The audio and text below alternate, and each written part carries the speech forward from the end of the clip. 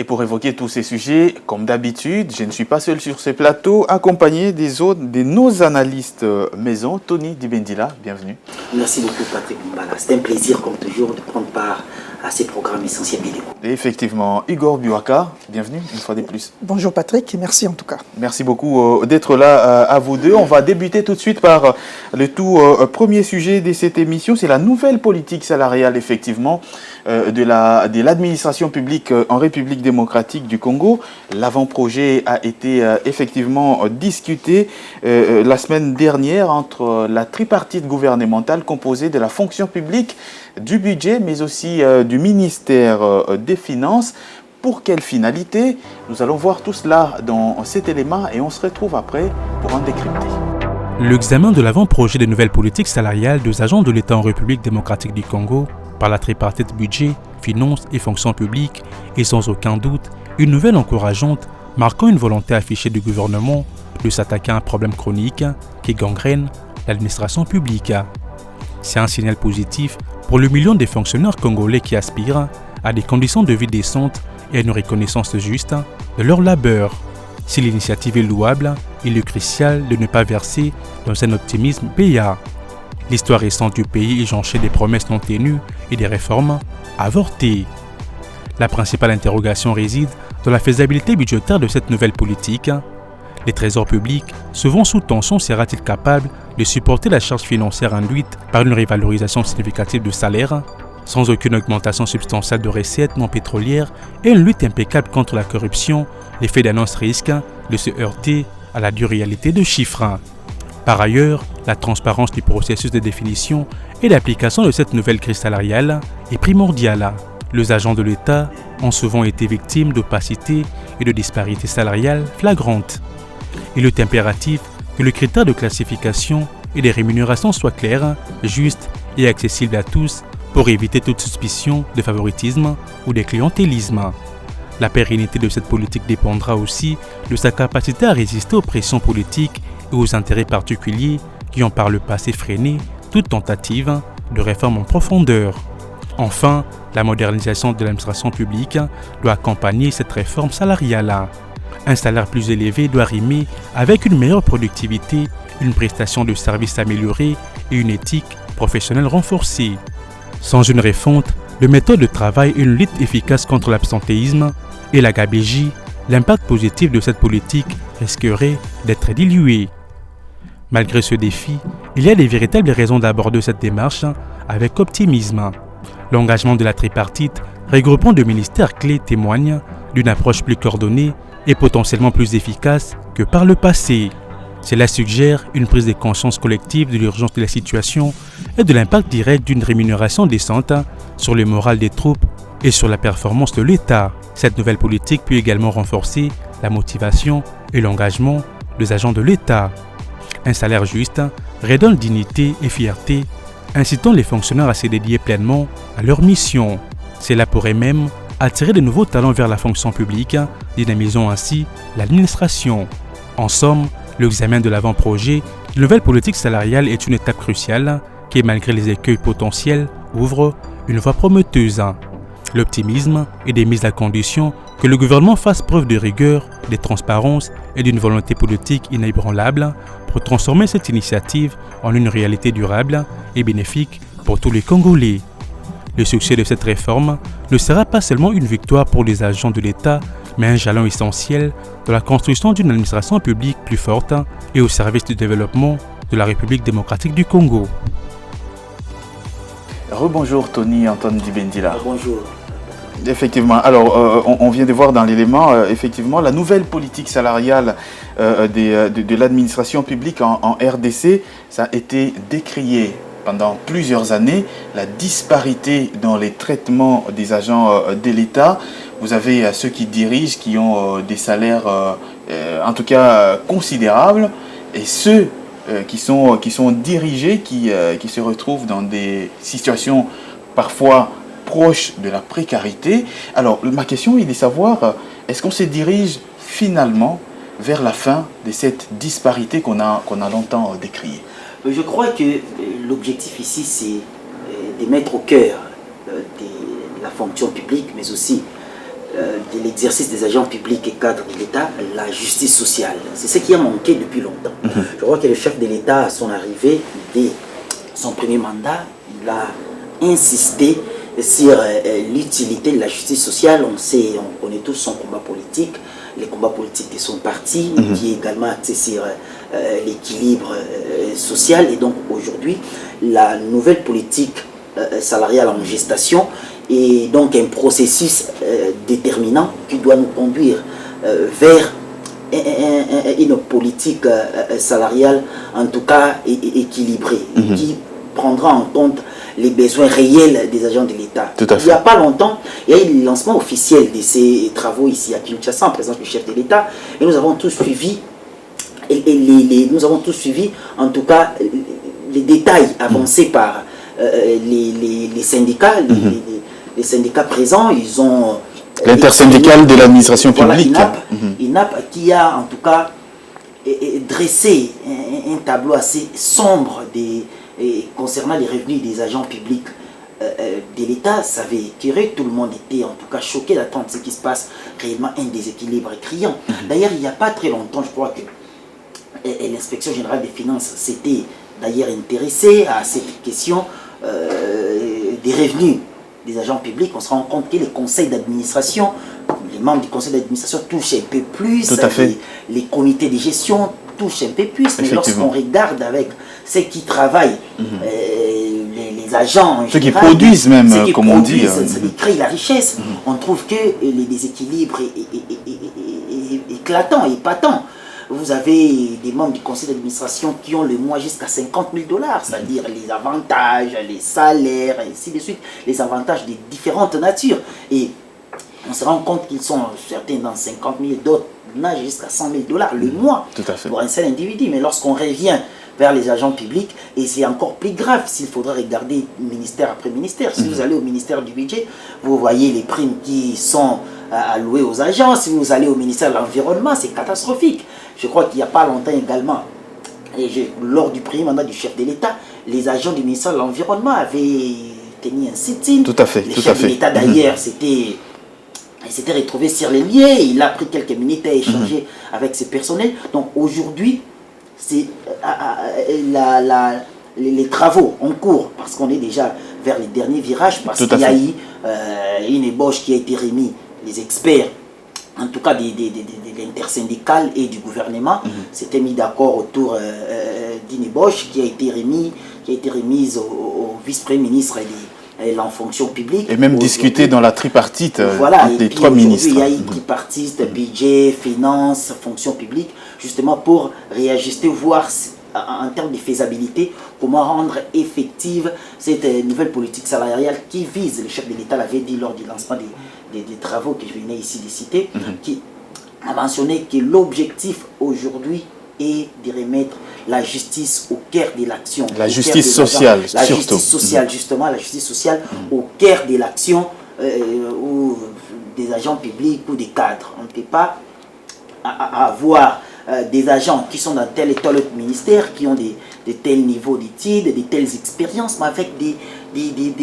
primes et des salaires en tout cas déséquilibrés, donc difficiles à comprendre la réalité. En fait, la réalité est que aujourd'hui, la politique salariale n'existe même pas. Tout à fait. On est donc en train d'élaborer une politique qui va aujourd'hui remettre de l'équilibre. Effectivement. Alors, Igor Buaka, est-ce qu'on peut aujourd'hui avoir foi dans ces travaux qui sont en train de se dérouler entre l'intersyndicale de l'administration publique et le gouvernement de la RDC? Parce que ce n'est pas pour la première fois que ces genres d'initiatives soient effectivement prises. Est-ce qu'on peut vraiment croire en la bonne foi de toutes les parties pour mener à bon ces objectifs-là, notamment une refonte progressive, mais surtout équilibrée du système des rémunérations dans la fonction publique? Oui, Patrick, je crois qu'au-delà du credo, au-delà de la croyance on est dans l'obligation de parvenir à cette finalité, c'est-à-dire d'avoir une nouvelle politique salariale. Déjà, on l'a dit, on parle de nouvelle politique salariale, d'autant plus que la politique salariale qui existait accusait beaucoup d'insuffisances et beaucoup de déséquilibres, d'inégalités, ce qui ne permettait pas en fait que nous puissions vivre pleinement la justice sociale, mais également ce qui ne permettait pas de réduire tant soit peu les disparités salariales au sein de l'administration publique. Vous savez, Patrick, au-delà même de cette nécessité-là, il s'impose une politique salariale en République démocratique du Congo pour plusieurs raisons. Tout à fait. Je ne vais pas évoquer toutes les raisons, mais quand même, je vais épingler quelques-unes des raisons que nous connaissons. Aujourd'hui, vous savez bien, l'enveloppe salariale, n'est-ce pas, d'un agent public ne lui permet pas de nouer les débuts du mois. Tout à fait. Patrick Lumumba, c'est une évidence. Voyez-vous, ne lui permet pas de nouer, en tout cas, les débuts du mois. Et c'est quelque chose de déplorable. Tout à fait. Et ça a même des conséquences sur la productivité de ces entreprises. Sur la performance même d'abord du personnel de l'agent. Tout à fait, parce qu'on se rend même compte que, et ça c'est connu de tous d'ailleurs, dans la fonction publique, il y a des gens qui ne travaillent même pas. Ils viennent, ils signent juste leur présence et puis ils s'en vont pour aller les rechercher ailleurs. J'en viens, Patrick Lumbala. Voyez-vous, déjà quand l'enveloppe salariale ne permet pas à cet agent, à ses personnels de nouer les deux bouts du mois, cette enveloppe salariale qui ne lui permet pas de surcroît, n'est-ce pas, de pouvoir résister face au choc, n'est-ce pas, de la désinflation, de l'accélération de l'inflation, et bien d'autres paramètres encore, tant sur le plan interne qu'externe, comment voulez-vous que cet agent, comment voulez-vous que ces personnels soient efficaces? C'est pour cette raison que vous allez noter aujourd'hui, pour un agent public, de se focaliser uniquement sur le travail au sein de l'administration publique, c'est pratiquement impossible. C'est compliqué. Donc il y a des cumuls de fonctions, des cumuls de tâches. Tout à fait. Et la priorité, c'est quoi? La priorité ne va pas se focaliser sur le travail de l'État. Pourquoi? Parce qu'on sait que dans l'État, il y a des réalités. Il y a de ceux-là qui ne partent que pour signer la présence. Et après, ils vont plus concentrer leur attention, n'est-ce pas, sur le secteur privé. Mais il faut également noter la difficulté, n'est-ce pas, pour ces agents-là, le pouvoir d'achat n'est pas renforcé. Voyez-vous? Donc, la somme qu'ils reçoivent ne permet pas en fait de mettre en exergue la capacité de résister face au choc du pouvoir d'achat. Donc, le pouvoir d'achat est tellement réduit et qu'il n'arrive pas conséquemment à répondre à certaines exigences quotidiennes, à certaines dépenses courantes et même quotidiennes, comme le transport, l'alimentation. Difficile pour cet agent public-là de pouvoir résoudre quotidiennement ces problèmes-là. Et le pire, c'est qu'il y a dans certaines entités de l'État où les agents publics sont encore payés au taux des... je ne sais pas, 18 ou quelque chose comme ça. Manque d'actualisation également du taux, n'est-ce pas, qui nous aide, n'est-ce pas, à payer ces agents publics-là. Alors, c'est quoi la difficulté, encore les conséquences quant à ce, Patrick Lumbala? Je l'ai dit ici tantôt, qu'on ne sait pas faire face, n'est-ce pas, aux dépenses courantes. Et quand on ne sait pas faire face aux dépenses courantes, comment voulez-vous que l'on soit efficace? Mais encore, on suppose que, n'est-ce pas, avec cette nouvelle politique salariale, on va prendre en compte en tout cas cette urgence-là. Mais avant de prendre en compte cette urgence-là, il y a nécessité, il y a urgence de pouvoir améliorer l'enveloppe salariale des agents publics. Effectivement, il y a nécessité. Il y a nécessité et il s'impose en tout cas cette obligation d'améliorer l'enveloppe salariale. Tout à fait. Quand on améliore l'enveloppe salariale, cela va faire en sorte que, n'est-ce pas, on l'a dit ici, de pouvoir faire de notre tout possible, de restaurer cette justice sociale, d'élaguer les disparités salariales que nous constatons, et lesquelles disparités salariales affaiblissent même le rendement, n'est-ce pas, des agents publics. Mais au-delà de cet aspect de choses, il faudrait également évoquer le fait qu'aujourd'hui, l'objectif, c'est de tendre vers l'amélioration, n'est-ce pas, de la grille salariale des agents publics, des agents de l'État. Mais il faut noter le fait que cet objectif vers lequel on est en train de tendre, n'est-ce pas, doit se conformer aux exigences des solvabilités budgétaires ou des soutenabilités budgétaires. C'est-à-dire quoi? C'est-à-dire que l'État doit être capable, n'est-ce pas, de pouvoir couvrir toutes ces dépenses-là qu'il a pu noter, n'est-ce pas, de tout ce qui sera fait, de toutes les réformes qui seront initiées pour l'administration publique. Tout à fait. Parce que par moment, on prend des mesures et puis après, on ne sait pas le faire. On ne sait pas appliquer ces mesures par manque de crédit. Donc, il faudrait essayer un tout petit peu d'améliorer les crédits n'est-ce pas, qui vont nous permettre, qui seront dirigés vers l'enveloppe salariale des agents publics, qui sont justement de parvenir à bon escient à cette urgence. Et effectivement, Tony-Antoine Dibendila, la politique salariale des agents de l'État en train de s'améliorer, avec notamment cette tripartite, mais c'est quand même l'occasion ici d'interroger également sur l'efficacité même de notre fonction publique. De tout ce qui est administration de l'État, on voit notamment des entreprises publiques qui sont aujourd'hui vraiment des canals, enfin on dit des canards boiteux, tout simplement, qui ne produisent plus de bénéfices, mais qui ne font que bénéficier des subventions, notamment de l'État. On doit quand même être interrogé aujourd'hui à cette efficacité. Mais allons dans les concrets. Dans les concrets, c'est-à-dire que nous habitons ces pays, nous vivons à Kinshasa. Mais nous savons mesurer la motivation même des agents publics de l'État. On échange tous les jours avec eux. On écoute ce qu'ils disent du traitement de leur employeur, qui est l'État congolais. Mais dans un contexte où les gens se disent maltraités, non pris en compte. Mais les intelligences ne peuvent que partir. Tout à fait. Ceux qui ont l'occasion, c'est en tout cas celui qui a l'occasion de quitter ces pays et d'abandonner l'administration publique, il va les faire. On sait aujourd'hui qu'il n'y a pas vraiment de lisibilité en termes même des rémunérations. Les systèmes de rémunération aujourd'hui est quasiment en faillite. Il est de ces gens qui sont décédés, mais qui sont pris en charge. Tout à fait. Il est des agents publics qui ont quitté les pays à longtemps et qui ne travaillent plus. Et qui continuent quand même à percevoir. Il y a des accusations qui nous parviennent, des genres, l'agent ne travaille plus, il est parti, son argent sort et il se le partage avec son responsable. Donc voilà, il y a des mécanismes. C'est-à-dire qu'il y a un véritable chaos dans la prise en charge. Et dans un contexte comme ça, comment attendre à ce que nous puissions avoir des entreprises publiques performantes? C'est impossible. C'est impossible. On est dans les domaines de l'impossible. Conséquence, quasiment toutes les entreprises publiques sont en faillite. D'autres sont sous perfusion du gouvernement central. Tout à fait. Beaucoup d'ailleurs. Beaucoup. D'autres sont déclarés en faillite. C'est pourquoi d'ailleurs, il n'y a pas longtemps, lorsque je voyais, c'était en pompe d'ailleurs, que l'IM23 a lancé Cadeco à Goma et tout, on dit, mais le ministre de l'économie nationale, le ministre actuel, Mukoko Samba, avait répondu publiquement que Cadeco, même à Kinshasa, Cadeco était quasiment en faillite. Mais lancer Cadeco à Goma, un État, enfin des villes sous occupation, il n'y aura pas des services financiers, ainsi de suite. C'est de la bêtise. Et donc, justement pour dire que aujourd'hui, la situation doit être vraiment une véritable urgence pour l'État congolais. Tout à fait. Mais ce qui est vrai, le problème est qu'il y a des craintes. Nous avançons, mais la concrétisation de cette nouvelle politique salariale, tout à fait. Ça ira. Nous savons qu'il y a plusieurs projets sur la table portant sur les politiques publiques. Mais est-ce que cette fois-ci, mais au moins, nous avons assisté au lancement des travaux. Mais cette fois, on sent quand même qu'il y a une volonté d'aller jusqu'au bout. Qu'il y a une volonté derrière. Et donc, toutes les parties doivent se sentir véritablement concernées parce que, en mettant en place une nouvelle politique salariale, cela voudrait dire qu'on est en train de dissoudre l'ancien système, effectivement, qui était bénéfique pour certains réseaux mafieux.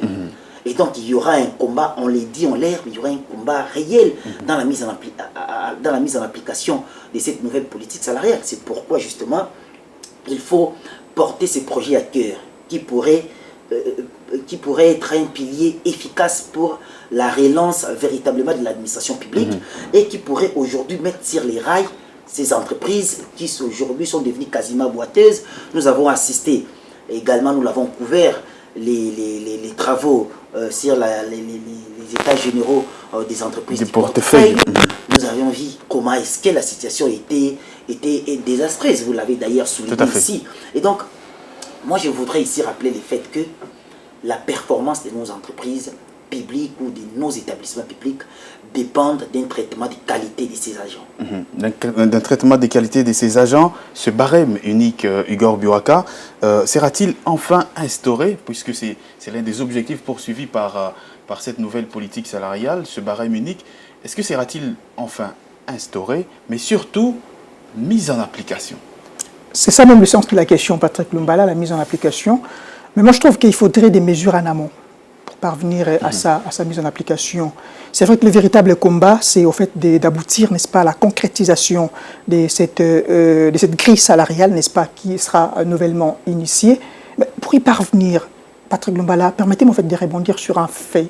Aujourd'hui, on l'a dit. Plus rapidement. Aujourd'hui, on l'a dit, le service public n'est plus attractif. Effectivement. Les services publics, c'est un fait. C'est un fait.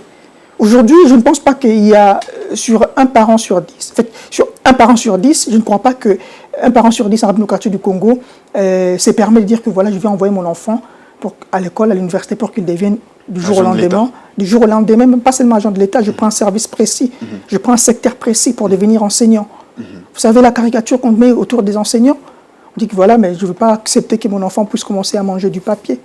Pourquoi? Parce qu'on a affaibli l'administration publique, on a affaibli les services publics. Et ça ne donne plus envie, n'est-ce pas, de partir vers le service public. Ça ne donne plus envie aux gens de travailler avec toute conscience, avec tout dynamisme dans le service public. Et c'est l'effort. Et c'est ça qui que crée l'État doit faire. C'est vrai qu'il y a des tensions sociales. Évidemment, c'est vrai qu'on est en train de dire que voilà, il faudrait améliorer l'enveloppe salariale. Mais après avoir amélioré l'enveloppe salariale, la mise en application, n'est-ce pas, de cette politique salariale qui sera tantôt disponible, doit s'accompagner avec des mesures draconiennes. Voyez-vous, des mesures draconiennes qui permettront, n'est-ce pas, d'assainir l'administration publique, tout à fait, qui permettront de rendre beaucoup plus efficace cette administration publique, qui permettra en fait de redorer même l'image ternie de l'administration publique. L'image ternie, pourquoi? Parce que, on l'a dit tantôt, ici on l'a souligné, vous avez des agents fictifs, tout à fait, vous avez des agents doubles, vous avez des doublons et les autres qui continuent toujours de percevoir l'argent. Du moment où ça devrait permettre, n'est-ce pas, peut-être pour améliorer l'enveloppe salariale de X ou Y personnes, mais il y a quelqu'un qui se l'accapare. Et c'est l'effort que le gouvernement doit faire. C'est vrai, on veut que l'enveloppe salariale puisse s'améliorer, puisse s'accroître, mais une fois que cela sera fait, il faudra également des mesures, n'est-ce pas, tout autour pour, n'est-ce pas, faire en sorte que l'administration publique soit beaucoup plus efficace. Et pour cela, comme je l'ai tantôt dit, il faudrait des mesures. Parce qu'aujourd'hui, on a l'impression, vous avez parlé de l'efficacité de l'administration publique, on a l'impression que bien des entreprises qui existent, bien des institutions politiques qui existent, n'ont pas d'efficacité.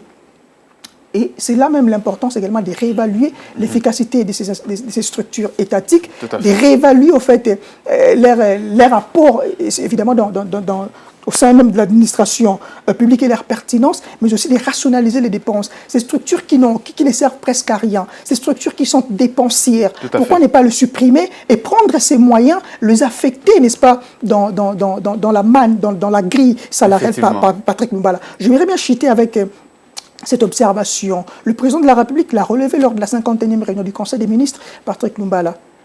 En République démocratique du Congo, nous avons plus de 89 entreprises, n'est-ce pas, d'économie mixte. Tout à fait. Où l'État a sa participation. Mais quel est l'apport de ces entreprises publiques d'économie mixte? Je vais reprendre les adjectifs que le président de la République a utilisés pour, n'est-ce pas, décrire la participation, l'implication de l'État congolais dans ces entreprises publiques. Une participation, je dirais, illusoire, mais également de nominale. Donc, ça prouve à suffisance qu'il y a beaucoup à faire, Patrick Lumbala. Donc, on a comme l'impression que l'administration publique ne donne pas, au fait, le meilleur d'elle-même. Donc, il y a beaucoup d'écueils, il y a beaucoup de contraintes qui font en sorte que, n'est-ce pas, l'image même de l'administration publique soit ternie et par conséquent, le personnel qui y travaille ne savent pas donner le meilleur d'eux-mêmes puisqu'il n'y a pas du sérieux. Tout à fait. Ce qui est logique et est évident, il n'y a pas du sérieux. Et quand il n'y a pas du sérieux, comment voulez-vous capitaliser? Pourtant, ces entreprises publiques-là peuvent nous être utiles dans la mobilisation des ressources internes, Patrick Lumbala. Aujourd'hui, nous avons la main tendue vers l'extérieur. Nous avons la main tendue vers l'extérieur, mais pourtant, on a nous-mêmes des ressources que l'on peut bien encadrer et faire en sorte que ces ressources puissent, n'est-ce pas, contribuer efficacement de la mobilisation des recettes internes. Et accroître également le budget national, Patrick Lumbala.